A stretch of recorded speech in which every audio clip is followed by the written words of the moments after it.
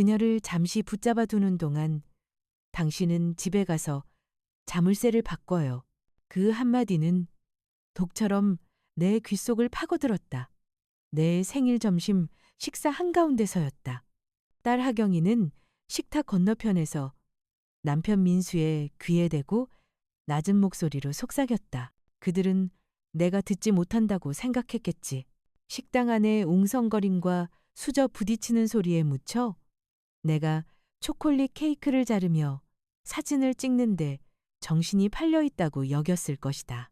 조카 다은이가 온갖 각도에서 사진을 찍겠다고 부산을 떨고 있었으니까. 하지만 나는 들었다. 그리고 가장 끔찍한 건 배신 그 자체가 아니었다. 마치 커피를 주문하듯 날씨를 이야기하듯 아무렇지 않게 내 집을 빼앗으려는 그들의 태도였다. 내가 40년 동안 손으로 일구어낸 유일한 공간을 TV 채널 돌리듯 바꾸겠다는 말투였다. 민수는 고개를 끄덕였다. 그의 시선이 순식간에 나에게 스쳤다. 내가 알아차리지 않았는지 확인하려는 눈빛이었다. 이내 그는 의자를 밀고 일어나 무언가 급한 용무가 있다며 은행에 다녀오겠다고 했. 하경이는 내 손을 흰 식탁보 위에서 꼭 잡으며 말했다. 엄마, 오늘 정말 빛나요. 일은이라니 믿기지 않아. 오십 같아요. 값싼 아첨으로 포장된 거짓말이었다. 민수는 식당 통로를 따라 걸어나가며 주머니에서 현대차 스마트키를 꺼냈다. 뒤돌아본 그의 눈빛이 마지막이었다. 하경이는 와인잔을 조용히 들어올렸다. 그들만의 암호 같은 신호였다. 모든 것이 진행 중이라는 뜻. 그가 돌아오기까지 정확히 50분이 걸렸다. 그동안 하경이는 완벽하게 연기하듯 나를 즐겁게 해주려 애썼다. 손주들 사진을 보여주며 매주 보는 얼굴을 또 자랑했다. 건강은 어떤지, 약은 제때 챙겨 먹는지, 장 보는 건 도와드릴까? 하나하나 계산된 질문, 치밀하게 준비된 미소였다. 옆자리에 앉은 다은, 이는 아무것도 모른 채 새 직장 이야기, 제주도로 여행 갈 계획을 즐겁게 털어놓았다. 나는 그저 맞장구 치며 웃고 음식의 맛을 음미하는 척했다. 겉으로는 생일을 맞은 평온한 할머니였지만 속에서는 초마다 피가 식어갔다. 지금 이 순간 누군가 내 모든 것을 훔치려 하고 있다는 사실이 나를 얼어붙게 했다. 하지만 하경이는 모르는 게 있었다. 민수는 곧 알게 될 것이다. 그가 돌아왔을 때 얼굴만 봐도 알 수 있었다. 귀신처럼 창백했다. 에어컨이 시원하게 돌아가는데도 이마에 땀이 송골송골 맺혔고 의자 등받이를 붙잡은 손이 눈에 띄게 떨렸다. 하경이는 바로 일어나 물었다. 무슨 일이야? 왜 이렇게 늦었어? 민수는 나를 한 번, 하경이를 한 번 번갈아 보더니 입을 열었다가 두 번이나 다물었다. 그리고 마침내 짧고 숨찬 목소리로 말했다. 무슨 문제가 생겼어? 어머니, 그 집이. 그는 다리에 힘이 풀린 듯 의자에 주저앉았다. 하경이는 급히 몸을 기울여 목소리를 낮췄지만 나는 온 신경을 집중했. 무슨 말이야? 잘 처리한 거 아니야? 갔어. 하경아, 네가 부른 자물쇠 기술자랑 같이 갔는데. 그는 얼굴을 감싸주며 절망적으로 말을 이었. 이제 그 집은 어머니 명의가 아니야. 새 주인이 살고 있더라고. 등기 서류 다 봤어. 전부 합법적이고 서류도 등기소에서 정식으로 처리된 거야. 매매는 3주 전에 끝났대. 순간 공기가 얼어붙었다. 하경이는 와인잔을 반쯤 든 채 굳어버렸다. 그녀의 눈이 허공을 헤매며 불가능한 현실을 이해하려 애썼다. 그리고 천천히 그녀의 시선이 내게로 향했다. 나는 여전히 미소를 잃지 않았다. 조용히 스파클링 워터를 한 모금 마시고 잔을 조심스럽게 내려놓는 순간 유리의 맑은 팅 소리가 울렸다. 다은이는 여전히 여행 이야기를 하고 있었고 자신 앞에서 벌어진 폭풍의 전조를 전혀 느끼지 못했다. 엄마, 그럼 진짜로 그 집을 판 거예요? 하경의 목소리는 겉보기엔 차분했지만 그 밑바닥에는 팽팽한 긴장이 숨겨져 있었다. 그래, 하경아, 팔았어. 거짓말할 이유도 미안하다고 말할 이유도 없었다. 그 집은 내 것이었으니까. 서울대병원에서 40년간 야간 근무를 서며 허리가 휘도록 일해 모은 결과였다. 하경은 그 희생을 몰랐다. 나는 늘 그녀가 부족함 없이 자라도록 만들었으니까. 그럼 왜 3주 전엔 아무 말도 안 했어요? 굳이 말할 필요가 없었어. 너한테 허락받을 일도 아니잖니. 민수는 여전히 창백한 얼굴로 나와 하경 사이를 번갈아 쳐다보았다. 마치 아주 느리게 일어나는 사고를 목격하는 사람처럼. 반면 하경의 얼굴에는 점점 핏기가 돌기 시작했다. 하지만 그것은 생기가 아니라 분노가 억눌린 붉은 기운이었다. 그 집은 우리 상속이잖아요. 엄마가 우리에게 남길 유일한 거였는데 그 집은 내 거야. 하경아, 내 거지 내 것도 아니고 민수 것도 아니야. 생각보다 단호한 목소리가 나왔다. 다은이는 그제야 말을 멈추고 당혹스러운 표정으로 우리를 바라보았다. 주변 테이블에서도 시선이 슬며시 쏠려왔다. 그럼 이제 어디서 살 거예요? 설마 미래까지 팔아버린 건 아니죠? 하경의 말에는 비아냥이 섞여 있었다. 새 아파트로 이사했어. 작고 편하고 관리도 쉽지. 24시간 경비가 있는 건물이라 마음이 놓여. 2주 전에 이미 들어왔어. 그리고 매매 대금은 안전한 투자 계좌에 넣어뒀지. 이제 남은 생은 품위 있게 살 만큼의 이자가 나올 거야. 하경은 의자를 밀치며 벌떡 일어섰다. 나무 바닥이 날카롭게 긁혔다. 민수가 그녀의 팔을 붙잡았지만 하경은 거칠게 뿌리쳤다. 엄마, 지금 뭘 한 건지 알아요? 우릴 배신한 거예요. 그녀의 말이 너무 비참해서 웃음조차 나올 뻔했다. 불과 50분 전 내 딸은 남편을 시켜 내 집에 자물쇠를 바꾸려 했었다. 난 누구도 배신하지 않았어. 하경아. 다만 내 것을 지켰을 뿐이야. 아, 지금 이 자리에 앉아 내 딸이 무너지는 모습을 지켜보는 나 자신이 어떻게 여기까지 오게 되었는지를 설명하려면 42년 전으로 돌아가야 한다. 내가 28배 과부가 되었을 때 품에는 3살 빼기 딸 하나뿐이었다. 남편 동호는 공사 현장에서 사고로 세상을 떠났다. 느슨하게 고정된 철골 하나. 단 5초의 실수로 내 세상은 무너졌다. 남은 건 빚과 2주 안에 내야 할 월세뿐이었다. 회사 보험금은 몇 달이 걸려야 나왔고 그것도 장례비와 병원비로 다 사라졌다. 그날 밤 나는 월세방 마룻바닥에 앉아 잠든 하경을 무릎에 안은 채 지갑 속 남은 돈을 세었다. 10,000원짜리 3장, 우리 모녀의 전 재산이었다. 다음 날 나는 서울대병원 간호조무사 모집 공고를 보고 찾아갔다. 학위도 없고 겨우 고등학교를 마친 상태였지만 근무조장이 내 눈 속에서 뭔가를 봤던 것 같다. 절박함이었을까? 아니면 살아남겠다는 의지였을까? 그녀는 나를 수술기구를 닦고 침대 시트를 갈아주는 일에 배치했다. 시급 8,000원이었다. 하경은 병원 대기실에서 자랐다. 내가 야간 근무를 마칠 때까지 흰 복도 끝에서 숙제를 하고 있었다.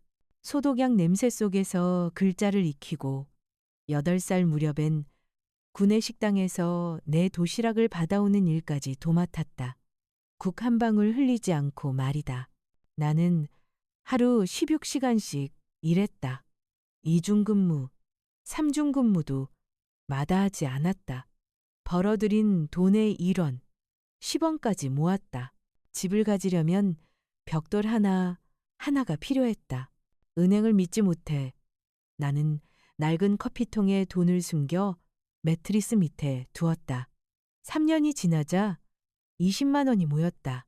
그 돈으로 경기도 외곽에 전기도 수도도 없는 작은 땅을 샀다. 너무 싸서 중개인이 이게 진짜 가격 맞냐고 웃을 정도였다. 물도 전기도 없어요. 그냥 흙덩이뿐이에요. 괜찮아요. 그래도 제 거잖아요. 그때부터 내 인생은 다시 시작되었다. 아줌마, 거긴 전기도 수도도 없어요. 그냥 흙하고 돌뿐이에요. 아, 중개인이 비웃듯 말했지만 나는 상관없었다. 그 땅은 내 것이었으니까.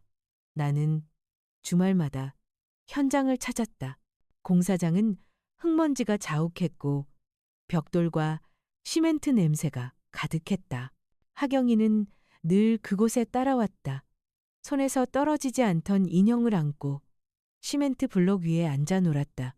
나는 공사 감독과 한 푼이라도 아끼려고 언성을 높이곤 했다.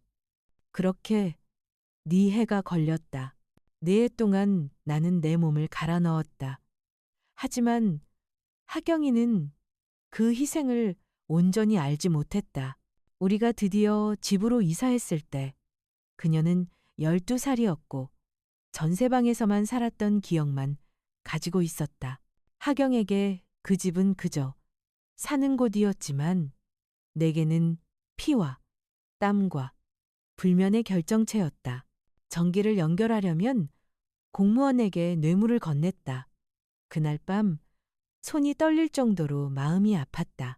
수도는 그로부터 2년 뒤 시청에서 상수도 라인을 연장해주면서 들어왔다.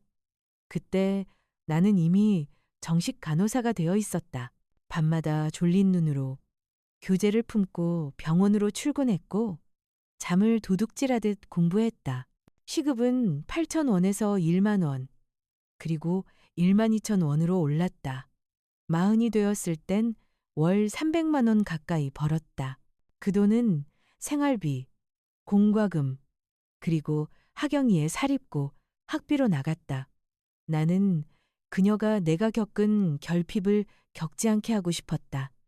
하경은 굶지 않았다. 헌옷을 입지 않았고 새 신발과 새 공책 중 하나를 선택해야 하는 일도 없었다. 나는 늘 그녀가 모든 것을 가질 수 있게 했다. 대신 내 구두 밑창에는 구멍이 났고 간호복은 눈에 띄지 않는 곳마다 꿰맨 자국투성이었다. 하경이 20살이 되던 해 민수라는 남자를 데려왔다. 보험 영업사원이었다. 엄마, 나 결혼할 거야. 나는 말렸다. 조금만 더 기다려. 대학 마치고 네 이름으로 된 게 하나라도 생기고 나서 해도 늦지 않아. 하지만 그녀는 사랑에 빠졌다고 했다. 아니, 20살짜리 아이가 사랑이라 믿는 감정에 빠져 있었다. 설득은 통하지 않았다. 결국 나는 결혼식을 치러줬다. 500만 원. 원래는 지붕을 고치려고 몇 년간 모은 돈이었다. 하지만 내겐 딸 하나뿐이었고 행복해 보이는 얼굴을 보고 싶었다. 그래서 나는 그 돈을 하얀 웨딩드레스와 꽃장식, 120명의 하객 식사비로 다 써버렸다. 민수는 예상대로였다. 커다란 꿈에 비해 능력은 보잘것없었다. 영업이 잘 될 때는 드물었고 대부분은 놀거나 하경의 월급에 기대어 살았다. 그들은 두 아이를 낳았다. 내 손주들. 태어난 순간부터 나는 그 아이들을 사랑했다. 하지만 한 사람의 수입으로 두 아이를 키우는 건 불가능했다. 그래서 나는 도왔다. 늘 도왔다. 5만 원, 10만 원씩 학용품비, 교복비, 병원비. 하경은 고맙다는 말 한마디도 하지 않았다. 그저 손을 내밀었고 나는 그 손을 내 평생의 노동으로 채워줬다. 그렇게 내 시간과 인생이 녹아들었다. 그럼에도 불구하고 집은 언제나 내 것이었다. 그건 변함없는 진리였다. 내 이름으로 된 등기, 내 손으로 세운 벽돌, 내 선택과 희생의 결과물. 그런데 남편의 동생, 동호의 남동생이 갑자기 나타났다. 남편이 세상을 떠난 이후 35년간 한 번도 연락이 없던 사람이었다. 그는 변호사를 데리고 왔다. 그리고 소송장을 내밀었다. 그 땅은 원래 우리 아버지가 산 거라네. 법적으로 상속 분할이 이루어진 적이 없으니 절반은 내 몫이지. 그는 낡은 서류를 들고 왔다. 종이는 누렇게 바랬고 도장은 그럴듯했다. 옆에 있던 변호사는 일부러 어려운 법률 용어를 늘어놓았다. 나를 혼란스럽게 하려는 수작이었다. 그는 요구했다. 집을 팔아서 절반을 주든가 5천만 원을 내든가. 나는 그 돈이 없었다. 그렇게 2년간 재판을 했다.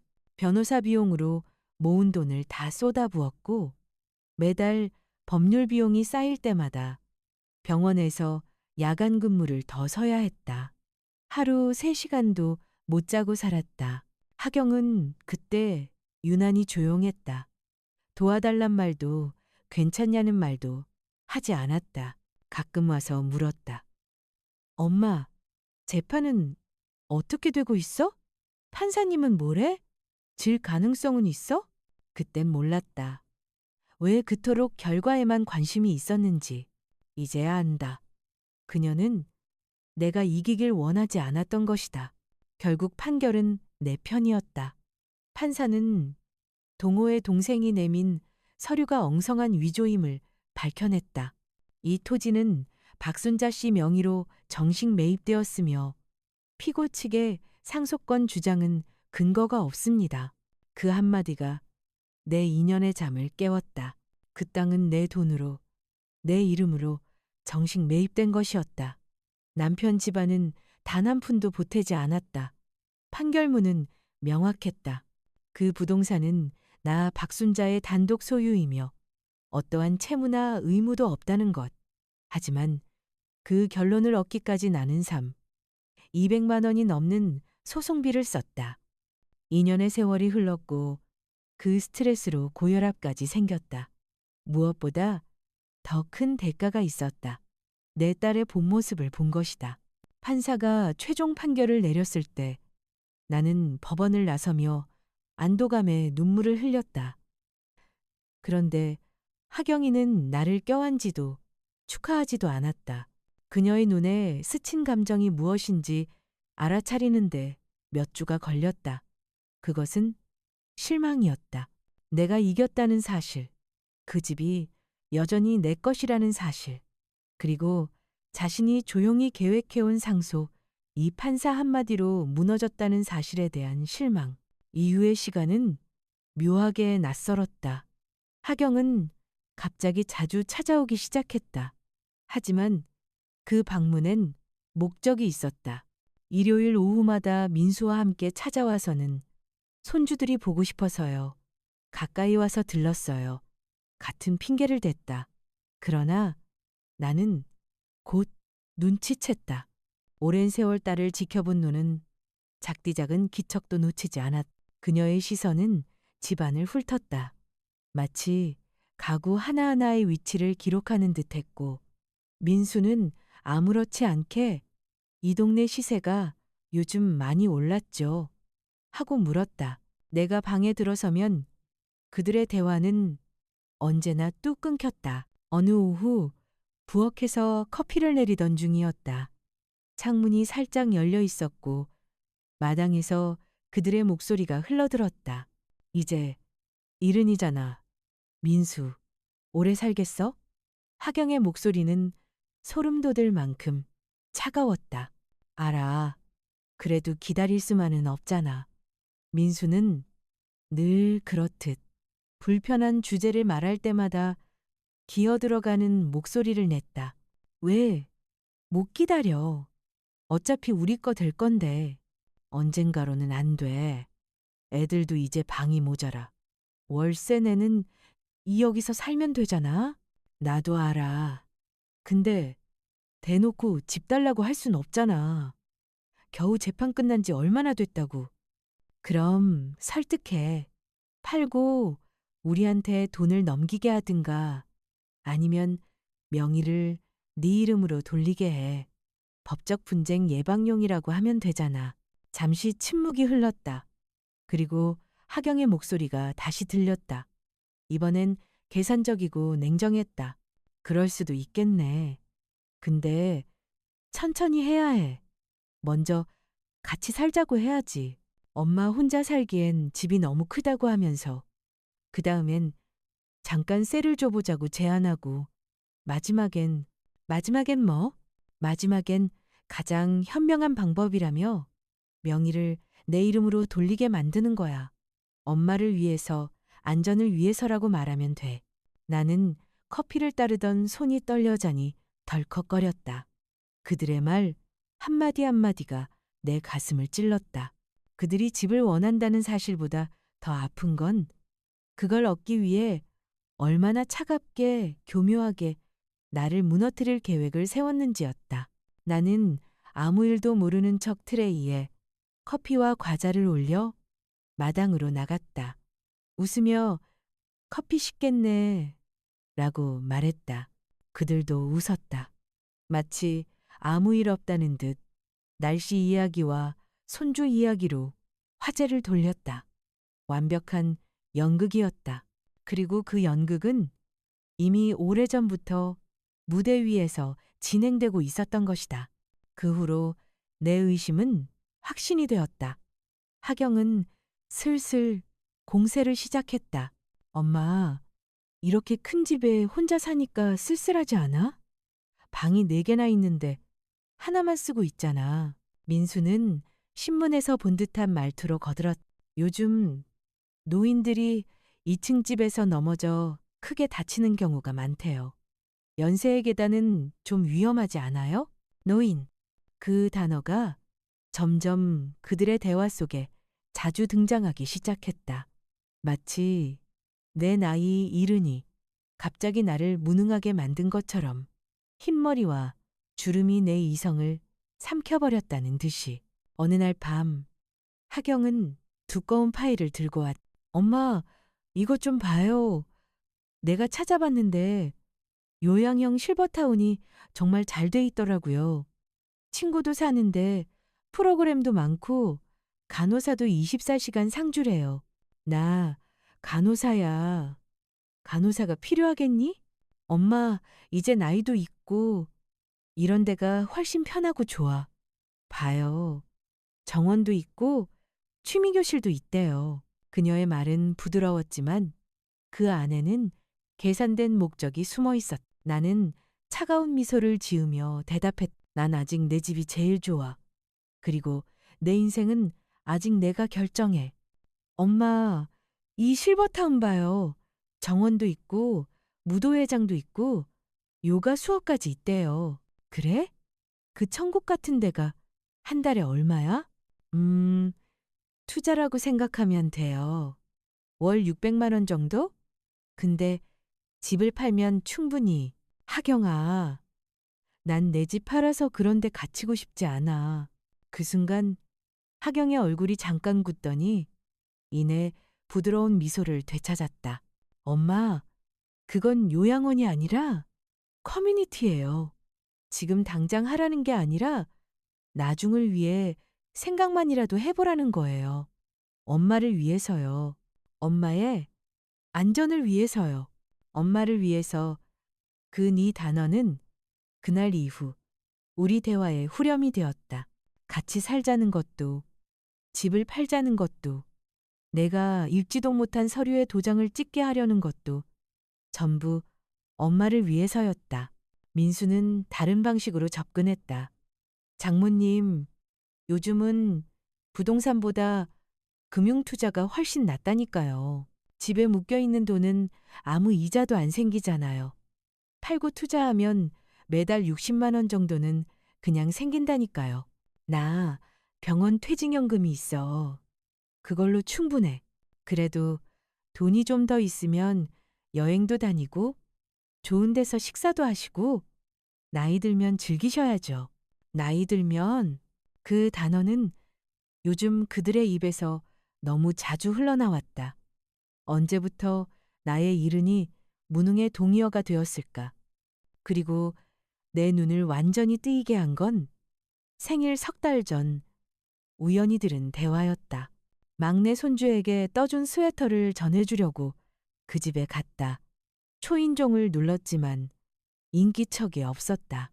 민수의 차가 마당에 있는데도 문이 살짝 열려 있어 하경아? 부르며 안으로 들어섰다. 거실 쪽에서 목소리가 들렸다.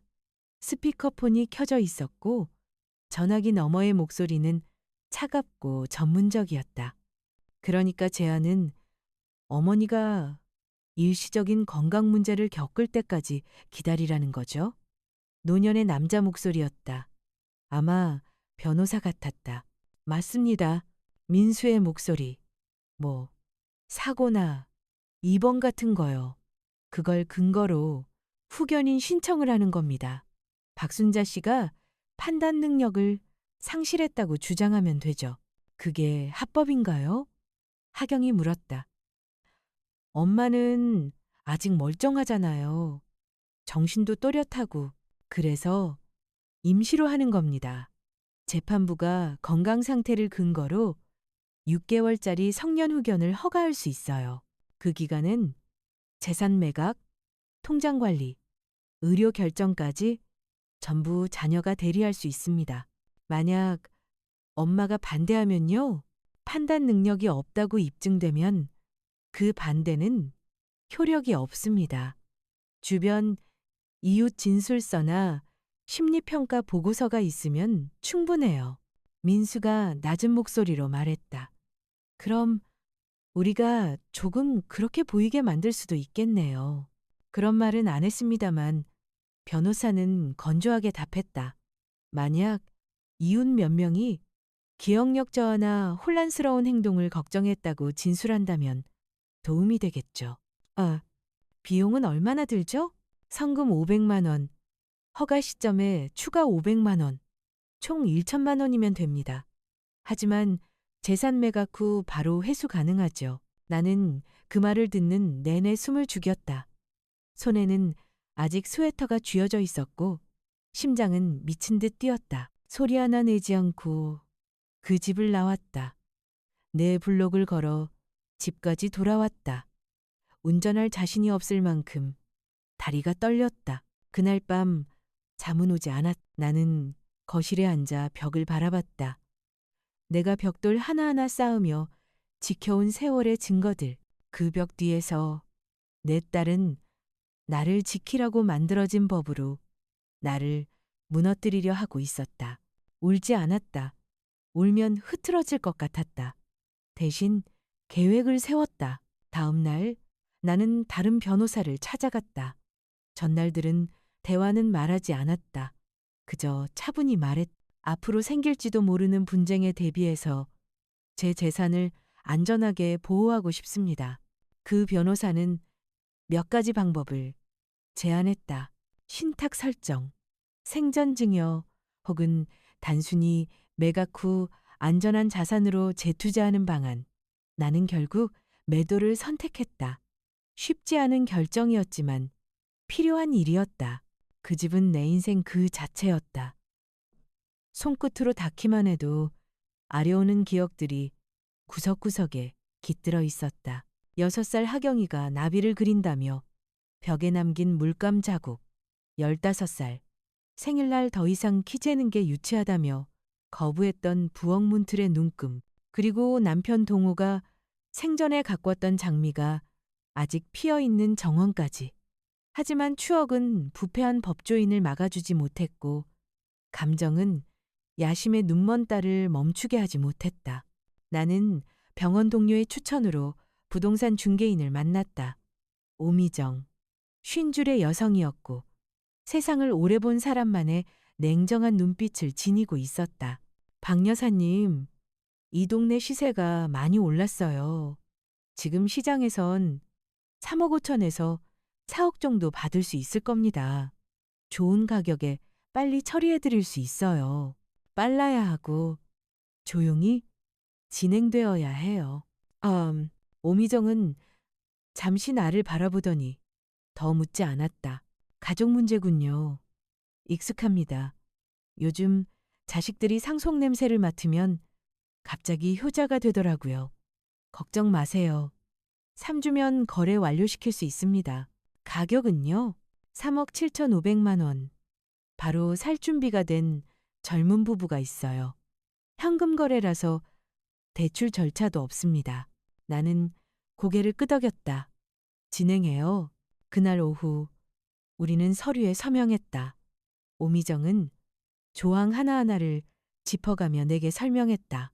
이건 매도인 보호조항이에요. 여기 사인은 꼭 본인 필체로. 그녀는 믿음직했다. 계약은 현금 거래로. 한 달 내에 등기 이전까지 마칠 수 있었다. 그럼 이사하실 곳은 정하셨어요? 그녀가 서류를 가방에 넣으며 물었다. 아직요. 작고 안전한데 아무도 내가 어디 있는지 모르는 곳이면 좋겠어요. 중구에 아파트 하나 알아요. 독립형 실버 세대용인데 요양시설은 아니고 경비랑 CCTV가 24시간 돌아요. 간호사 출신 입주민들도 많아요. 당장 볼 수 있을까요? 그날 바로 가봤다. 건물은 6층 규모의 신축 아파트였다. 깨끗한 외벽, 입구엔 작지만 정성껏 가꾼 화단이 있었다. 경비원이 오미정을 알아보고 안녕하세요. 또 오셨네요. 하며 인사를 건넸다. 3층의 빈 호실은 페인트 냄새가 났다. 거실 창은 도로를 향해 있었고 주방에는 세가전이 설치되어 있었다. 침대 하나와 옷장 하나가 들어갈 만한 침실, 그리고 안전 손잡이가 달린 욕실. 완벽하네요. 조금 더 생각해 보셔도 생각할 게 없어요. 계약하죠. 그날 바로 전세 계약을 체결하고 3개월 치보증금을 송금했다. 360만 원. 통장에서 빠져나가는 걸 보는 게 아팠지만 그것은 자유를 사는 비용이었다. 그 후 2주는 2개의 인생을 사는 시간이 되었다. 낮에는 여전히 하경이에게 익숙한 순한 엄마였다. 뭐든 부탁하면 들어주는, 도와달라는 말을 고맙게 여기는 노모의 모습으로. 그러나 밤에는 몰래 짐을 쌌다. 옷, 서류, 사진, 그리고 놓고 갈 수 없는 몇 가지 물건들. 하경은 점점 자주 찾아왔다. 물론 민수와 함께였다. 그들의 얼굴에는 늘 걱정스러운 표정이 붙어 있었다. 엄마, 반찬 좀 해왔어요. 요즘 잘 못 드시죠? 엄마 집 문이 조금 허른 것 같던데 다음 주에 우리가 와서 손봐드릴게요. 요즘 건강은 어때요? 얼굴이 피곤해 보여요. 괜찮아. 잘 자고 잘 먹어. 그런데 요즘 건망증 좀 있는 것 같아요. 어제 전화했을 때 같은 말을 2번 하셨어요. 그랬니? 기억이 안 나네. 나는 태연하게 웃었지만 속으로는 알고 있었다. 그녀가 만들고 있는 이야기의 시작이라는 걸. 그녀는 증거를 쌓고 있었다. 나를 무력하게 보이게 만들 거짓된 증언의 초석을. 그들의 방문은 하나같이 기록용이었다. 기억력 저하, 혼란, 인지력 감퇴 전부 그들 머릿속에서 만들어낸 허구였다. 민수는 내가 모를 거라 생각하고 휴대폰을 꺼내 집안을 찍었. 거실, 가구, 방구석, 구석. 언젠가 보존해야 할 가족 재산이라 주장하기 위한 증거처럼. 매매 계약이 끝나기 이틀 전 하경이가 찾아왔다. 엄마, 우리 생각해 봤는데요. 잠깐이라도 우리 집에 와서 같이 살아보면 어때요? 손님방도 있고, 혼자 계시면 외로우시잖아요. 그럼 이 집은? 일단 세를 주는 거죠. 수입도 생기고, 제가 세입자 관리 다 할게요. 엄마는 가족이랑 편하게 지내면 되잖아요. 너무 뻔했다. 그들과 함께 살게 되면, 그리고 집이 하경 이름으로 임대되면, 결국 집은 완전히 그들의 것이 될 것이다. 서류 한 장, 갑작스러운 의료, 응급 상황 하나면 끝이었다. 생각 좀 해볼게. 생각할 게 뭐 있어요, 엄마. 다 엄마를 위해서잖아요. 또 나왔다. 엄마를 위해서. 마치 내가 내 삶을 판단할 능력이 없는 사람인 듯이 일주일만 시간을 줘. 그래요. 근데 진지하게 생각해 보세요. 이제 혼자 사는 건 위험해요. 그날 밤 그들이 돌아간 뒤 나는 마지막 상자를 닫았다. 내 인생을 상자와 테이프로 압축하는 일. 현금만 받는 소규모 이사업체를 불렀다. 현금 60만 원이면 돼요. 그들은 묻지도 따지지도 않았다. 화요일 오후 매매 계약이 마무리되었다. 서초동의 법무법인 사무실에서 젊은 부부를 만났다. 김도연, 윤지수 임신 중이었다. 집 잘 돌볼게요. 박 여사님, 여기엔 사랑이 느껴져요. 그녀의 말에 울컥했지만 참았다. 미소만 지었다. 변호사가 내민 서류에 사인할 때마다 손이 떨렸다. 입금 확인 메시지가 울렸다. 3억 7,500만 원. 중개 수수료와 세금 등을 제하고 나니 3억 1,500만 원이 남았다. 이 돈은 어떻게 운용하실 건가요? 변호사가 물었다. 마음이 편해지는데 써야죠. 그날 바로 은행 세 곳을 돌았다. 장기 안정형 투자 계좌, 비상금, 통장, 1억 원, 그리고 생활비용 계좌. 모든 계좌는 내 단독명이었다. 공동명의도 가족 수탁자도 없었다. 설령 누가 내 무능을 주장해도 손뗄 수 없게 내가 고용한 변호사는 추가 조항까지 넣었다. 만약 내가 병이나 사고로 판단이 어려워질 경우 은행은 가족이 아닌 변호사 본인에게 직접 연락해야 한다고. 누가 위임장이나 후견인 신청을 내도 그는 목숨 걸고 막으라는 지시까지 했다. 법률 비용으로 400만 원이 더 들었지만 그건 마음의 평화를 사는 값이었다. 이삿날은 생각보다 조용했다. 내 짐은 새 아파트의 절반도 채우지 못했다. 그제야 깨달았다. 그동안 얼마나 불필요한 짐을 짊어지고 살아왔는지. 쓰지 않는 가구, 수십 년 된 옷, 먼지뿐인 장식품들. 새 삶은 고요로 시작되었다. 그 고요는 외로움의 공허가 아니라 가능성으로 가득 찬 침묵이었다. 아침마다 눈을 뜨면 느꼈다. 이 공간이 온전히 내 것이라는 확신. 누구도 들어와 내 집의 색깔이나 가구 배치를 평가하지 않을 자유. 그들은 곧 내 침묵을 위험 신호로 받아들일 것이었다. 엄마 혼자 살기엔 집이 너무 크다고, 아무래도 혼자 두면 불안하다고, 그렇게 서서히 포위망을 좁혀올 게 뻔했다. 그래서 나는 먼저 움직였다. 새 집에 들어온 첫 주, 나는 스스로의 리듬을 만들었다. 아침이면 창가의 작은 테이블에서 커피를 마시며 도시가 깨어나는 소리를 들었다. 그 후 근처 공원을 걸었다. 나처럼 누구의 보호도 받지 않고 홀로 살기로 한 비슷한 또래 여성들이 있었다. 그들과 인사 몇 마디를 나누는 것만으로도 이상하게 마음이 편안했다. 오후엔 책을 읽거나 TV를 봤다. 문이 울릴까 불안해하지 않아도 되는 오후였다.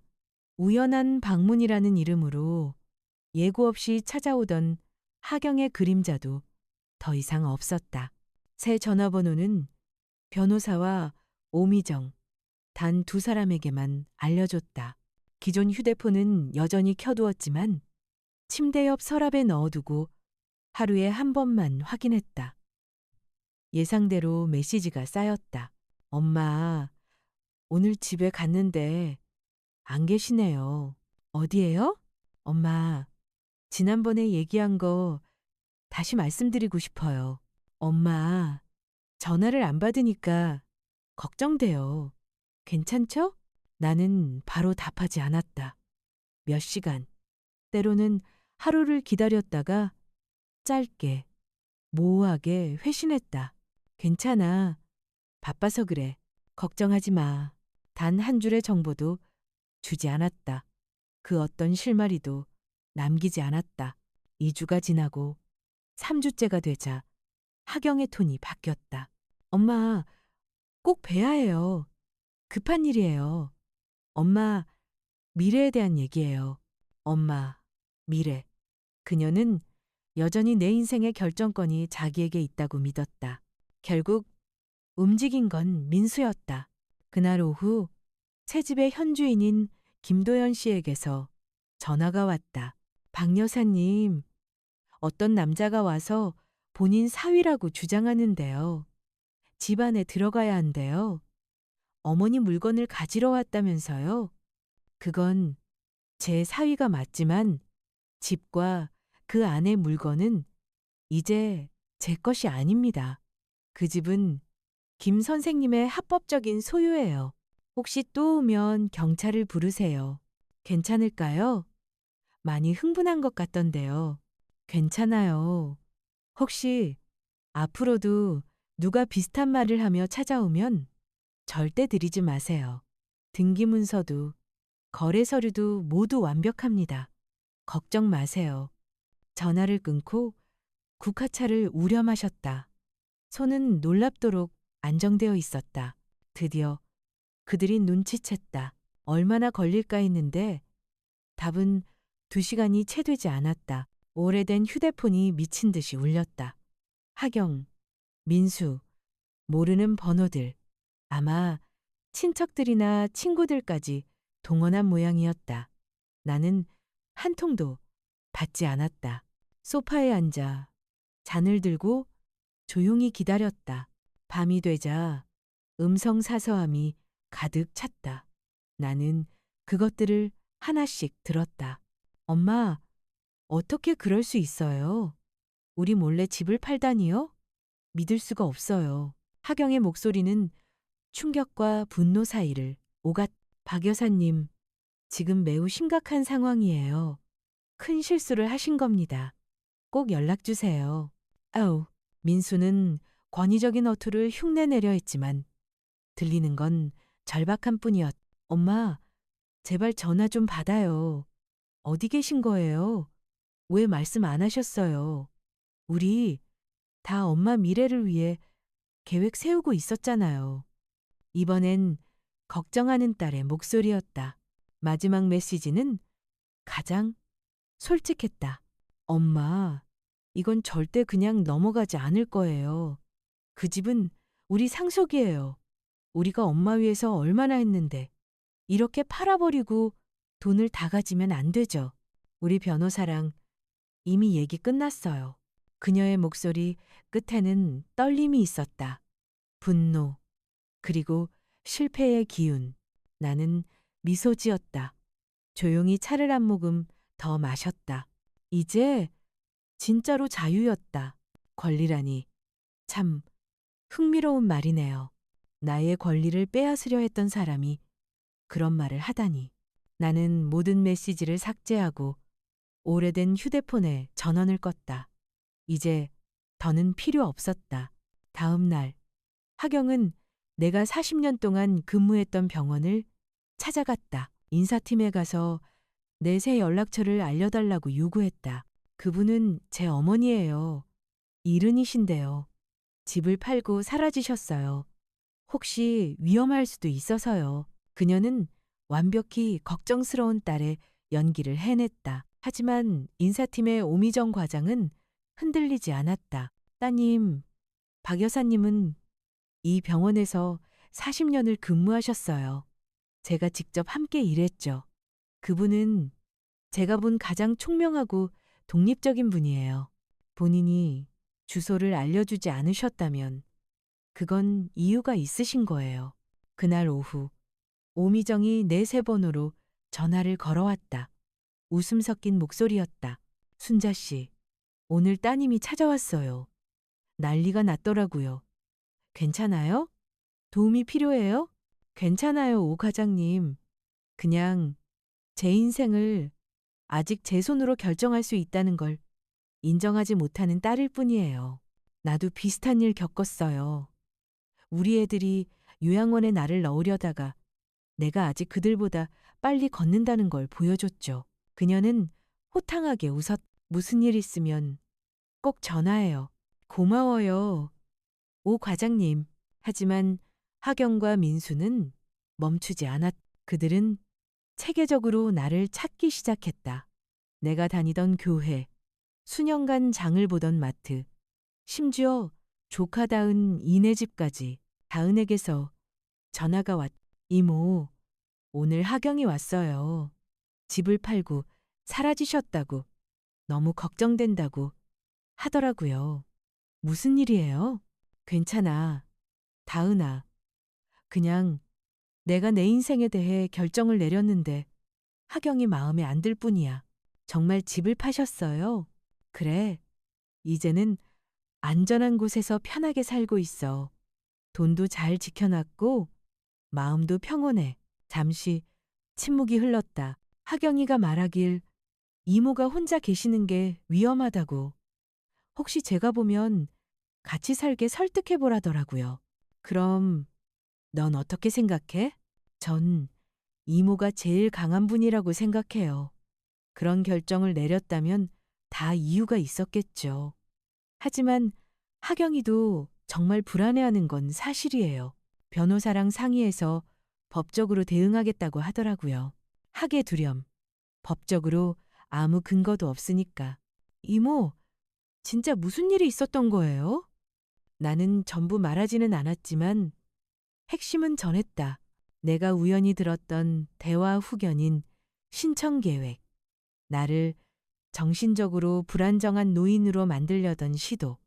그리고 그걸 도와주려던 부패한 변호사까지. 전화기 너머의 다은은 한참 동안 말을 잃었다. 마침내 떨리는 목소리로 말했. 믿기지 않아요. 자기 엄마한테 그런 짓을 하다니. 그래서 더 아픈 거야. 내 딸이니까. 이모, 이제 어떻게 하실 거예요? 아무것도. 이미 할 건 다 했어. 재산은 지켰고 내 삶의 주도권도 확보했어. 이제 남은 건 평온이야. 하경이 문제는 더 이상 내 문제가 아니야. 하지만 나는 알고 있었다. 하경이 그렇게 쉽게 물러날 아이가 아니라는 걸. 그 애는 원하면 끝까지 물고 늘어지는 성격이었다. 혹은 세상이 그녀를 강제로 멈추게 만들 때까지. 그때는 아직 현실의 벽을 느낄 준비가 되어 있지 않았다. 3주간의 잠잠함이 이어졌다. 그녀는 연락하지 않았고 어디에도 나타나지 않았다. 이 이상한 정적은 오히려 내 불안을 키웠다. 그건 포기가 아니라 다음 움직임을 준비하고 있다는 뜻이었으니까. 그녀가 다음 수를 준비하고 있던 바로 그때 금요일 오후에 변호사에게서 전화가 왔다. 박 여사님, 따님이 법원에 청원서를 냈습니다. 어머니의 정신적 건강 상태와 재산 관리 능력에 대해 우려가 있다며 후견인 선임을 요청했습니다. 몇 달 전 우연히 들었던 그 대화, 그대로였다. 계획은 여전히 진행 중이었다. 다만 이제는 그들이 빼앗을 것이 더 이상 없었다. 구체적으로 뭐라고 주장하나요? 가족과 상의 없이 충동적으로 부동산을 매도했고 최근 기억력 저하와 인지기능 저하가 보인다고 합니다. 또한 가족과의 연락을 피하고 사회적으로 고립된 상태라며 심리평가와 임시 후견인 심리를 요청했습니다. 아이, 심각한가요? 판사에 따라 달라요. 어떤 판사는 가족의 청원을 신중히 다루고 어떤 판사는 회의적으로 보죠. 확실한 방어 자료를 준비해야 합니다. 혹시 본인의 판단 능력을 입증할 근거가 있으신가요? 서울대병원에서 40년 동안 근무한 경력, 퇴직 후 연금 절차를 직접 처리한 서류, 그리고 부동산 매매 계약 전 과정을 제가 전부 서명하고 관리한 기록이 있습니다. 좋습니다. 하지만 추가로 독립된 정신건강 감정서를 받아야 합니다. 객관적인지 기능평가와 현재 상태를 증언할 수 있는 증인들도 도움이 될 겁니다. 심리는 언제인가요? 3주 뒤입니다. 그 전에 법원이 사회복지사 방문조사를 명령했습니다. 현재 거주 환경을 점검한다는 명목으로요. 역시 예상대로였다. 몇 달 전 들었던 시나리오 그대로 생활 능력 부족에 증거를 만들려는 속셈이었다. 하경이가 내가 어디 사는지 알아요? 서류상으로는 모른다고 했습니다. 오히려 그걸 정신불안정의 증거로 활용하고 있어요. 제정신이라면 가족에게 주소를 남기지 않고 사라지지 않았을 거라는 논리입니다. 참 편리하네요. 변호사가 잠시 멈추더니 조심스럽게 물었다. 실례지만 따님의 말이 일부분이라도 사실일 가능성은 없습니까? 최근 혼동이나 기억 문제 같은 게 있으셨는지요? 나는 70이지 30이 아니에요. 안경을 어디 뒀는지 잊거나 마트에서 사려던 걸 깜빡하는 정도는 있죠. 하지만 내 정신은 또렷합니다. 나는 딸이 내 재산을 훔치려 한다는 걸 알아냈고, 그래서 집을 팔고 이사했습니다. 그것은 혼란한 사람의 행동이 아니라 스스로를 지키는 사람의 행동이에요. 좋습니다. 그 부분을 그대로 진술서에 담겠습니다. 3일 뒤 법정 감정 의뢰로 지정된 정신과 전문의 한재훈 박사를 만났다. 법원 사건 감정만 30년을 해온 사람이었다. 그는 기억력, 논리력, 시간 공간인지 테스트를 진행했다. 간단한 산수 문제, 단어 기억 과제, 속담의 의미 설명까지. 결과를 본 그는 미소를 지었다. 박 여사님, 연세 대비 인지 기능이 매우 우수합니다. 치매나 인지, 좌 징후는 전혀 없습니다. 단기 장기 기억력 모두 정상 이상이고 판단력과 추론 능력도 뛰어납니다. 임상적으로 완전히 자율적 판단이 가능한 상태입니다. 그걸 문서로 써주실 수 있나요? 이미 작성했습니다. 판결 전 법원에 제출될 겁니다. 그로부터 일주일 후 화요일 아침 사회복지사가 방문했다. 안녕하세요. 저는 법원에서 배정된 사회복지사 임유진입니다. 거주 환경과 생활 상태를 확인하겠습니다. 들어오세요. 그녀는 태블릿을 들고 집안을 천천히 둘러봤다. 부엌, 욕실, 침실. 냉장고를 열었을 때 신선한 식재료가 가득했고 욕실은 깨끗했다. 약통을 확인하며 질문했다. 약은 제때 복용하고 계신가요? 물론이죠. 직접 관리하고 있습니다. 그녀의 표정은 점점 부드러워졌. 그녀는 마지막으로 거실을 둘러보며 말했. 정돈도 잘 되어 있고 생활 패턴도 규칙적이시네요.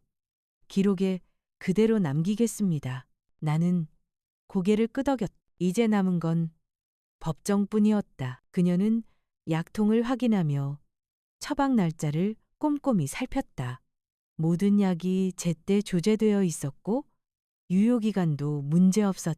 집안은 정돈되어 있었고 인테리어는 단정하면서도 따뜻했다. 여기 혼자 사시나요? 네. 장복이나 청소, 식사는 누가 도와주시나요? 아무도요. 다 제가 합니다. 그런 일에 불편함은 없으세요? 전 40년 동안 간호사였어요. 제 자신을 돌보는 건 익숙합니다. 그럼 왜 이전 집에서 이사 오셨나요? 제 딸이 법적으로 꼼수를 써서 제 집을 빼앗으려는 걸 알았거든요. 그래서 재산을 지키기 위해 팔고 이곳으로 왔습니다. 조용히 살고 싶어서요. 사회복지사 이뮤진이 태블릿에서 눈을 들어 나를 바라봤다. 처음으로 진심 어린 표정이 비쳤다. 꽤 심각한 말씀인데요. 아우, 사실이에요. 딸과 사위, 그리고 한 변호사가 제 후견인 선임을 추진하는 대화를 직접 들었어요. 존재하지도 않는 정신 이상을 핑계로요. 그래서 제가 먼저 대비책을 세웠죠. 그 대화에 대한 증거가 있나요? 제 증언, 그리고 지금 그들이 실제로 그 계획을 실행 중이라는 사실, 거짓 주장으로 후견인을 신청했잖아요. 이뮤진은 한참 동안 기록을 적었. 이후 나의 일상, 건강, 사회적 관계, 재정 상태에 대해 세세하게 물었다. 나는 은행 거래 내역서, 월세 납입 영수증, 건강검진 기록을 보여줬다. 그녀는 고개를 끄덕이며 말했다. 제가 이런 사건들을 많이 맡아봤습니다. 대부분은 진짜 도움이 필요한 노인분들이지만 가끔은 가족이 재산을 미리 손에 넣으려는 경우도 있죠. 제 경우는 어떤가요? 박 여사님은 완전히 자립적으로 생활하고 계십니다. 제 보고서에는 그 사실이 명확히 담길 겁니다. 그로부터 2주 뒤, 내 70번째 생일이 다가왔다. 축하할 마음은 전혀 없었다. 딸과 법정 다툼을 벌이고 있는 와중에 케이크를 자른다는 건 우스운 일이었다. 하지만 다은이 말했다. 이모, 하경이한테 생일까지 뺏길 순 없잖아요. 우리 둘만 점심 먹어요. 작게, 조용히. 그래도 70년을 살아냈잖아요. 이모 인생은 아직 이모 거예요. 그 말에 마음이 조금 움직였다. 대신 조건을 걸었다. 장소는 내가 정하고 주소는 당일에 알려줄게. 혹시라도 다은이 실수로 하경에게 새 정보를 흘릴까 봐서였다. 나는 새 아파트 근처에 작은 한식 레스토랑을 골랐다. 분위기 조용하고 음식도 정갈한 곳. 먼저 도착해 창가 자리를 잡았다. 잠시 후 다은이 도착했다. 초콜릿 케이크 하나와 진심 어린 포옹을 건넸다. 생일 축하해요, 이모. 제가 아는 세상에서 제일 강한 여자. 우리는 오랜만에 평범한 대화를 나눴다. 긴장도 없고 속셈도 없었다. 다은의 여행 계획을 들으며 웃었다. 커피를 주문하려던 찰나문이 열리고 나는 얼어붙었다. 하경이 들어오고 있었다. 민수와 함께. 우연일 리 없었다. 그녀의 눈이 식당을 훑었다. 민수는 반걸음 뒤에서 따라왔다. 그들의 얼굴에는 확고한 결심이 서 있었다. 다은과 눈이 마주쳤다. 얼굴이 하얗게 질렸다. 이모, 나 아니에요. 오늘 아침에 하경이가 전화했어요. 혹시 이모 소식 아냐고. 모른다고 했는데 어제 우리 집에 왔을 때 내가 화장실 간 사이에 휴대폰을 본 것 같아요. 미안해요. 진짜 미안해요. 이미 늦었다. 하경이 내 앞에 엄마, 여기서 뵐 줄은 몰랐네요. 그 목소리는 냉소로 젖어 있었다. 조카랑은 생일 챙기시면서 친딸이랑은 못 하셨어요? 초대하지 않은 곳에 오는 건 네가 특기잖니. 민수는 옆 테이블의 의자를 끌어다 앉았다. 허락도 구하지 않았. 다은은 도저히 눈을 마주치지 못했. 엄마, 우리 얘기 좀 해야 해요. 이모, 진정하세요. 다은 이 조심스레 말했다. 하지만 하경은 이미 가방을 탁자 위에 내려놓으며 마치 자신의 영역을 표시하듯 손끝을 딱 붙였. 엄마, 우리 얘기 좀 해야 해요. 얘기할 게 없어. 아니요, 아주 많죠. 가족의 집을 팔면서 아무 말도 안 한 거, 몇 주 동안 연락도 없이 사라진 거, 그리고 지금 이렇게 비이성적으로 행동하는 거. 비이성적이라. 나는 단어를 또박또박 되뇌었다. 흥미롭네. 판사한테는 서류에 적힌 표현 그대로네. 그녀의 얼굴이 잠시 굳었다. 이내 억지 미소로 되돌렸다. 그건 엄마가 걱정돼서 낸 거예요. 어떤 딸이라도 그럴 거예요. 자기 엄마 재산을 빼앗으려는 딸이라면 그렇겠지. 다은 이 숨을 들이켰다. 민수는 의자에서 몸을 비틀며 시선을 피했. 하지만 하경은 나를 똑바로 바라봤다. 무슨 말씀이신지 모르겠어요. 잘 알잖아.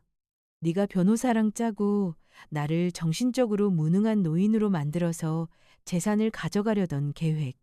다 들었어. 단지 네가 몰랐던 건 내가 그걸 알아챘다는 사실뿐이야. 순간 공기가 얼어붙었다. 주변 테이블의 대화가 멈췄고 커피를 들고 오던 종업원은 조용히 발걸음을 돌렸다. 편집 중이에요. 하경이 마침내 입을 열었다. 그런 망상 자체가 엄마가 도움이 필요하다는 증거예요. 가족이 해치려 한다고 믿는 건 망상이 아니야. 들었으니까 직접 민수가 중재하듯 말했다. 박 여사님, 감정적으로는 이해해요. 하지만 저희 입장에서도 봐야 합니다. 거의 5억 가까이 되는 집을 가족과 상의도 없이 팔고 주소도 안 남기고 연락도 안 받고 솔직히 걱정되는 행동 아닙니까? 걱정되는 행동? 그 집은 내 돈으로 내 손으로 세운 집이었어. 누구 허락도 필요 없었고 주소를 안 남긴 건 바로 이런 짓을 할 걸 알았기 때문이야. 바로 날 설득하고 조종하려고. 엄마, 아무도 엄마를 조종하려는 게 아니에요. 하경은 목소리를 낮췄다. 달콤하고 미묘하게 부드러웠다. 그냥 엄마가 안전하길 바라는 거예요. 엄마는 우리 엄마니까요. 사랑하니까요. 사랑한다면 내 결정을 존중했겠지. 사랑한다면 내 자유를 빼앗을 계획 따윈 세우지 않았을 거야. 그건 엄마의 해석이에요. 하경은 말을 고르듯 잠시 멈췄다. 나이에 따른 혼란이나 혼자 사는 불안감이 왜곡시킨 또 그 말, 혼란, 노화, 스트레스. 그들은 언제나 그 단어들을 이용해 나를 무능한 사람으로 포장했다. 난 혼란스럽지 않아. 오히려 몇 년 만에 가장 명료해. 그리고 명확히 보여. 네가 보호라는 이름으로 내 걸 훔치려는 거. 아무도 엄마 걸 훔치려는 게 아니에요. 그 집은 그건 우리 가족의 유산이에요.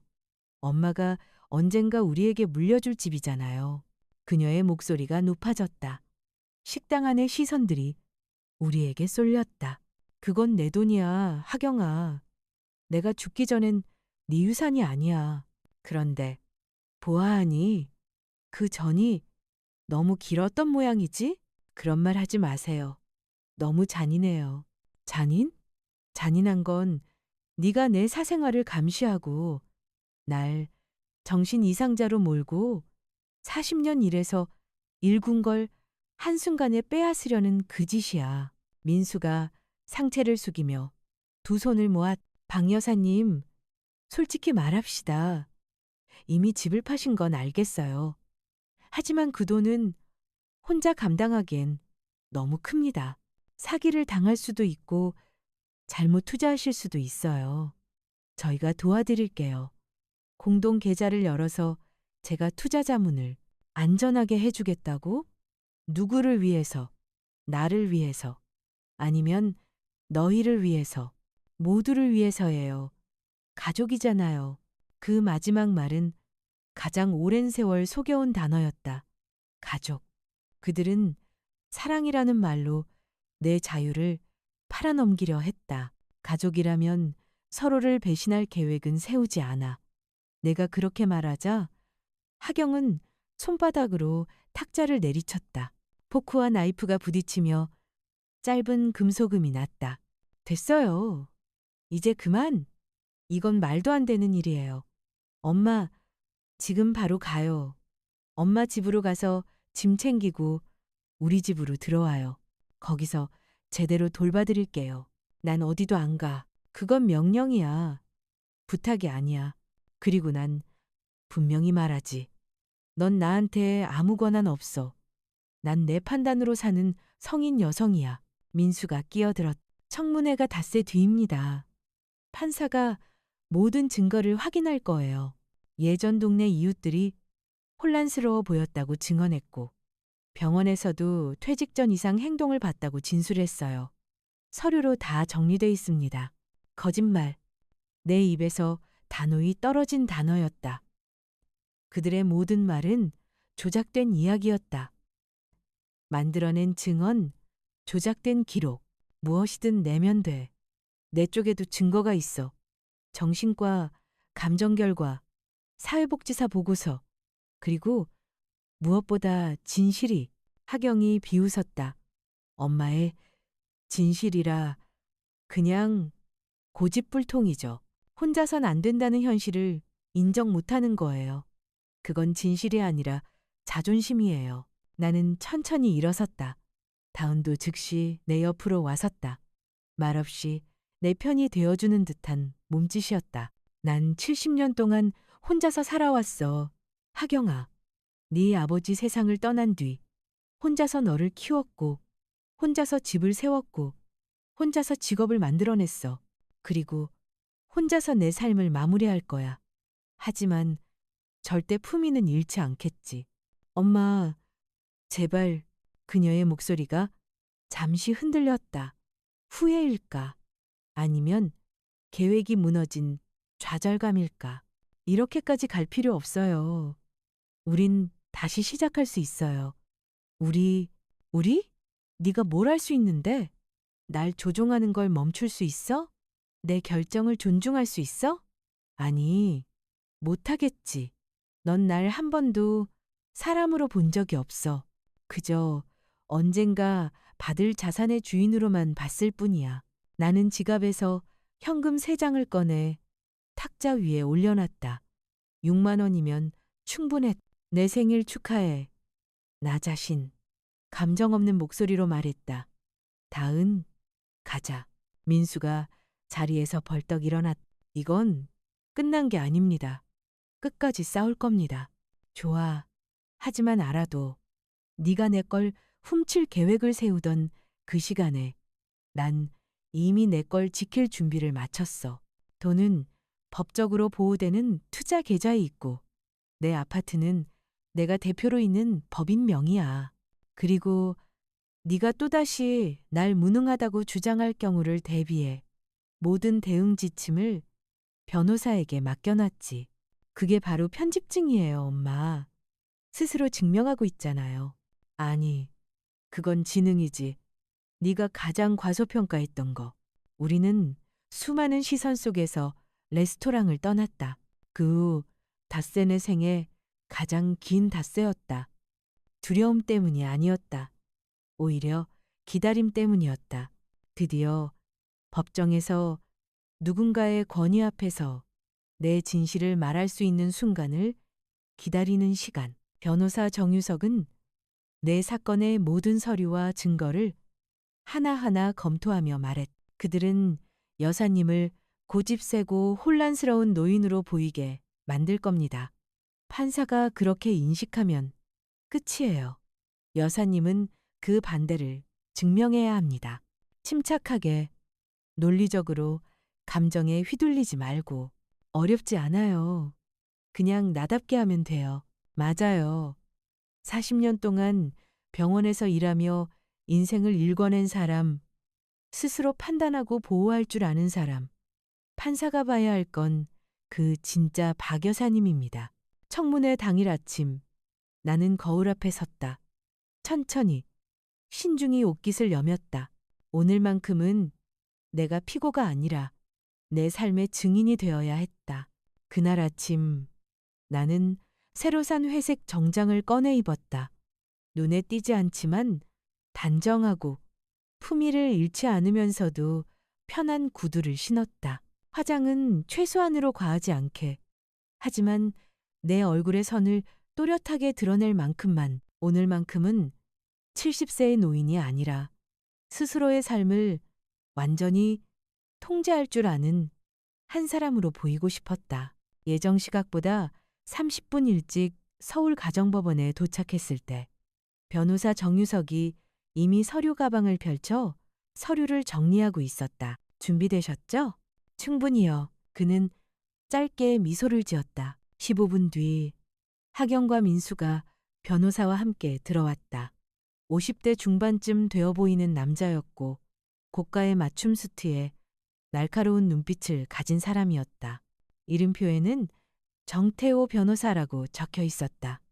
그들은 나를 직접 보진 않았지만 시선이 내 얼굴을 훑고 지나가는 걸 느꼈다. 마치 약점을 찾으려는 사냥꾼처럼. 법정 안은 작고 엄숙했다. 짙은 목재벽, 오래된 서류 냄새. 정확히 오전 10시 재판장 김은영 부장판사가 입장했다. 60대 초반, 회색 머리를 단정히 묶고 두꺼운 안경을 낀 여성이었다. 좋습니다. 본건은 피청구인 박은정 씨에 대한 임시 성년 후견 개시 청구 사건입니다. 청구인은 딸 박하경 씨. 먼저 청구인 측 진술을 듣겠습니다. 정태호 변호사가 자리에서 일어나 부드럽지만 단호한 목소리로 말했다. 존경하는 재판장님, 저희는 한 딸이 어머니의 이상 행동을 염려해 보호를 요청하는 것입니다. 피청구인 박은정 씨, 70세. 최근 충동적이고 비이성적인 재정 결정을 내렸습니다. 가족과 상의 없이 수억 원대의 부동산을 매각하고 연락처를 남기지 않은 채 이사를 갔으며 가족의 연락을 일절받지 않고 있습니다. 이러한 행동은 노년기인지 저하와 판단력 장애의 전형적 징후로 볼 수 있습니다. 나는 고개를 숙인 채 손을 무릎 위에 올려놓고 조용히 들었다. 정 변호사는 먼저 상대가 모든 패를 내게 하라고 했던 그의 조언대로였다. 또한 인근 주민들의 진술에 따르면 피청구인은 늦은 밤 혼자 배회하며 요일을 혼동하거나 며칠 전 나눈 대화를 기억하지 못하는 등 비정상적 행동을 보였습니다. 거짓이었다.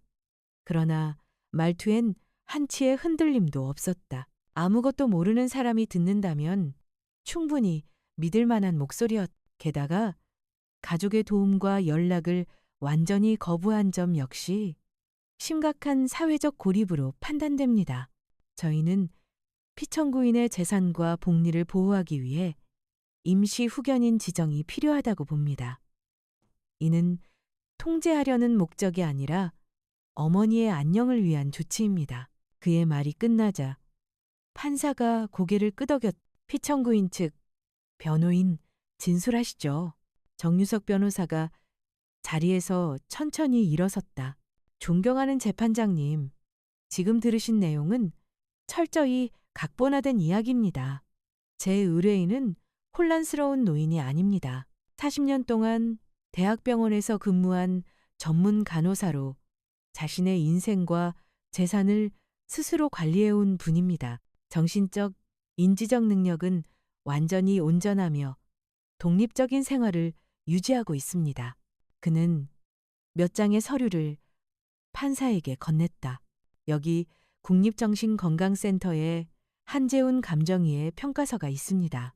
검사 결과 박은정 씨는 연령 대비 인지 능력이 평균을 훨씬 상회하며 치매나 판단력, 저하의 징후는 전혀 없습니다. 판사는 천천히 서류를 넘겼다. 또한 법원이 직접 지정한 사회복지사 임유진 씨의 현장 보고서도 제출합니다. 피청구인은 현재 쾌적한 환경에서 완전히 독립적으로 생활하고 있으며 주거, 영양, 재정, 자기관리 모든 측면에서 문제가 없습니다. 그는 잠시 말을 멈췄다. 진실은 간단합니다. 박 여사는 딸이 후견인 제도를 악용해 재산을 빼앗으려는 계획을 세운 걸 알아차렸습니다. 그래서 합리적이고 합법적인 조치를 통해 본인의 자산을 보호했을 뿐입니다. 말도 안 됩니다. 정태호 변호사가 끼어들었다. 제 의뢰인이 어머니를 해칠 리가. 변호인, 발언 순서를 지켜주십시오. 판사가 단호히 손을 들었다. 감사합니다, 재판장님. 정유석이 고개를 숙였다. 그 순간 법정 안의 공기가 달라졌다. 마침내 진실이 빛을 보기 시작한 듯했다. 제 의뢰인은 선서하에 직접 증언할 준비가 되어 있습니다. 하지만 굳이 증언하지 않더라도 사실 자체가 모든 것을 말해줍니다. 스스로 부동산 매매를 계획하고 새로운 주거지를 조사해 이사하며 복잡한 금융자산을 관리할 수 있는 여성이 후견을 필요로 한다는 것은 모순입니다. 그녀가 필요한 것은 보호가 아니라 가족의 존중입니다. 판사가 처음으로 나를 바라봤. 방 여사님, 직접 말씀해 주시겠습니까? 왜 집을 파셨는지 본인 입으로 설명해 주세요. 나는 천천히 일어나 떨림 없이 분명한 목소리로 말했다. 제가 그 집을 판 이유는 간단합니다. 재판장님, 어느 날 제 딸과 사위가 변호사와 함께 이야기하는 걸 우연히 들었습니다. 엄마의 정신적 무능을 조작해 제 재산을 통제할 방법을 논의하고 있더군요. 그래서 그들이 실행하기 전에 제가 먼저 저 자신을 지켰습니다. 거짓말이에요. 하경이 자리에서 벌떡 일어났다. 엄마, 어떻게 그런 말을... 조용히 하세요. 박하경 씨, 판사의 목소리가 단호했다. 피청구인 계속 말씀하십시오. 전 40년 동안 대학병원에서 근무한 간호사입니다. 남편이 세상을 떠난 뒤 혼자 딸을 키웠고 제 손으로 땅을 사고 벽돌 하나하나 올려 집을 지었습니다. 그 집을 지키기 위해 2년 동안 소송을 치렀고 200만 원의 법률 비용을 감당했습니다. 저는 충동적으로 사는 사람이 아닙니다. 제 삶의 모든 결정은 숙고와 계산 끝에 내린 것입니다. 판사가 물었다. 그런데도 따님은 어머니의 판단을 신뢰하지 못했겠죠. 어쩌면 진심으로 걱정했을 수도 있습니다. 정말 걱정했다면 제가 집을 판 걸 존중했겠죠. 이사할 때 도와주겠다고 했겠죠. 노후가 안정됐다며 축하했겠죠. 하지만 그 대신 변호사를 고용해 후견인 청구를 냈습니다. 그건 걱정이 아니라 상속이 사라졌다는 분노의 행동이에요. 법정이 조용해졌다. 숨소리조차 들리지 않았다. 판사는 한참 동안 나를 지켜보다가 청구인 측 변호사를 향해 말했다. 정태호 변호사, 인지저하를 입증할 구체적 자료가 있습니까? 의학적 평가서나 공식 보고서 말입니다. 단순한 진술 외에 그는 잠시 머뭇거렸다. 이웃들의 증언이 있습니다. 혼란스러운 모습을 보였다는 공증된 진술서입니까? 이름과 연락처가 확인된 증인입니까? 아니면 구두로 전해 들은 이야기입니까? 통상 이런 경우에는 단만하세요. 공증된 서류가 있습니까? 없습니까? 현재로선 없습니다. 재판장님. 시간이 주어진다면 확보할 수. 판사가 손에 든 서류철을 닫았다. 단호한 소리가 법정 안을 울렸다. 제시된 모든 서류를 검토했습니다. 정신감정 결과 박은정 씨는 연령 대비인지 능력이 정상 이상이며 판단력에 전혀 문제가 없습니다. 사회복지사 보고서 또한 완전한 독립생활이 가능함을 확인했습니다. 금융내역 역시 안정적이고 합리적으로 관리되고 있습니다. 후견 개시의 근거가 될 만한 구체적 증거는 없습니다.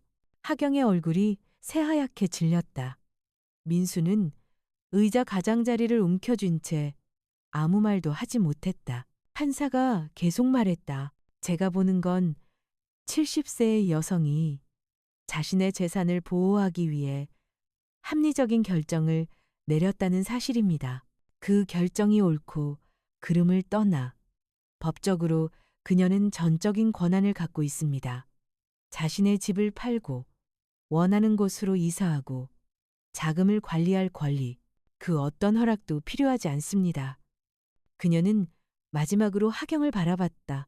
박하경 씨, 어머니에 대한 걱정은 법적으로 타인의 자율성을 박탈할 이유가 되지 않습니다. 피청구인은 완전한 판단 능력을 갖춘 성인입니다. 본 청구는 기각합니다.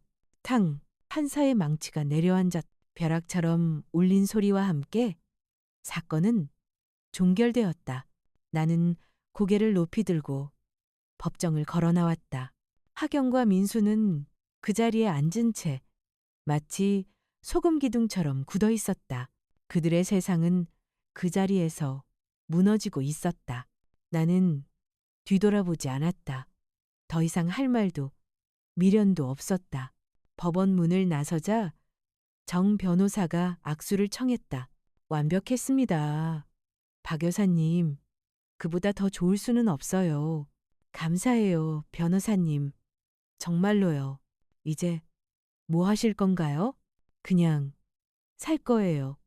단순하게. 내 식대로. 그리고 나는 정말 그렇게 했다. 하루는 일주일이 되고 일주일은 한 달이 되었다. 청문회 이후 첫 한 달 동안 하경은 3번 더 연락을 시도했다. 사과와 비난을 오가는 메시지들이었다. 하지만 나는 한 번도 답하지 않았. 결국 그녀는 멈췄다. 다은은 2주에 한 번꼴로 찾아왔. 그녀는 조심스레 말했다. 이모, 하경이네가 예전 아파트 임대료를 감당 못해서 작은 곳으로 옮겼대요. 애들은 이모 찾는데 하경이는 할머니가 아프셔서 손님을 못 받는다고 하더라고요. 나는 씁쓸하게 웃었. 또 다른 거짓말이네. 아, 이모, 그래도 슬프지 않아요? 손주들이잖아요. 슬프지. 하지만 더 슬픈 건 돈을 가족보다 먼저 가르친 사람이 바로 그 아이들의 엄마라는 거야. 내가 바꿀 수 있는 건 이제 나 자신뿐이야. 내 새 아파트 생활은 평온하고 예측 가능한 리듬으로 흘러갔다. 아침엔 커피를 마시며 해 뜨는 도시를 바라보고 오전엔 공원에 나가 산책을 했다. 거기서 나처럼 자녀에게 의존하지 않고 독립을 선택한 또래 여성들과 친구가 되었다. 그중 한 명, 3번째 층에 사는 윤명숙 씨는 어느 날 차를 마시며 자신의 이야기를 들려줬다. 우리 아들이 나를 요양원에 보내려 했어요. 집을 자기 이름으로 돌리겠다고. 법적으로 싸워서 이겼죠. 그 덕에 여기 살아. 그녀는 잔을 들어 올리며 말했. 요즘 애들은 우리가 고생해서 만들어준 세상에서 자라서 그래요. 희생의 가치를 몰라. 그래서 자기 손으로 얻을 생각보다 어떻게 빼앗을지를 먼저 생각하죠. 나는 고개를 끄덕였다. 그녀의 말이 맞았. 우린 그들을 위해 너무 열심히 살았고 그 덕에 그들은 노력의 의미를 잃었다. 집을 팔고 변호사 비용과 투자를 마친 뒤 내게 남은 건 3억 1, 500만 원이었다. 그 돈에서 나오는 이자와 병원연금이 합쳐져 한 달에 약 240만 원 충분했다. 나는 주민센터에서 개설한 미술 수업에 등록했다. 풍경화를 그릴 때마다, 특히 산 위로 지는 노을을 담을 때마다 내 손끝에서 잃어버린 시간들이 천천히 돌아오는 것 같았다. 예전엔 가족 사진이 걸려있던 벽에 내 그림들이 걸렸다. 다시는 예전의 가족으로 돌아가지 못한다는 걸 깨닫는 대신 새로운 평화가 그 자리를 채웠. 1년 후 하경에게서 편지가 왔다. 어린 시절부터 봐온 그 글씨체. 하지만 글 속의 사람은 내가 아는 딸이 아니었다. 엄마, 이런 부탁할 자격 없는 거 알아요. 하지만 지금 우리 형편이 너무 어려워요. 애들 새학기 준비도 힘들어요. 이번 한 번만 손주들 생각해서 도와주세요. 딱 이번 한 번만요? 이번 한 번만 수십 번을 들었던 문장이었다. 나는 아무 말 없이 편지를 찢었. 2달 뒤 다은이 전해줬. 이모, 하경이 치과에서 파트타임 일 시작했대요. 민수도 보험 영업 다시 나갔대요. 진짜 필요하니까 일하나 봐요. 나는 잔잔히 웃었다. 이제야 배우는 중이지.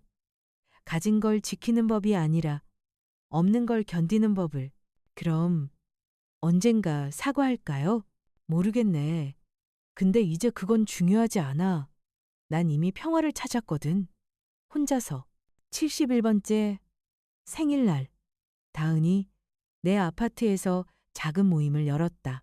윤명숙 씨와 다른 3명의 친구들이 와서 케이크를 자르고 와인을 마시며 웃었다.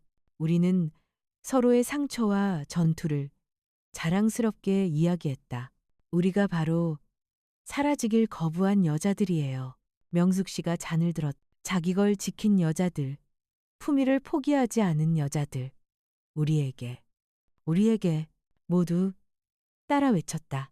밤이 되어 모두 돌아간 후 나는 창가에 서서 도시의 불빛을 바라봤다. 71살. 남편이 세상을 떠난 지 43해. 그제야 깨달았다. 진짜 사랑은 예쁜 말이 아니라 존중으로 드러난다는 걸.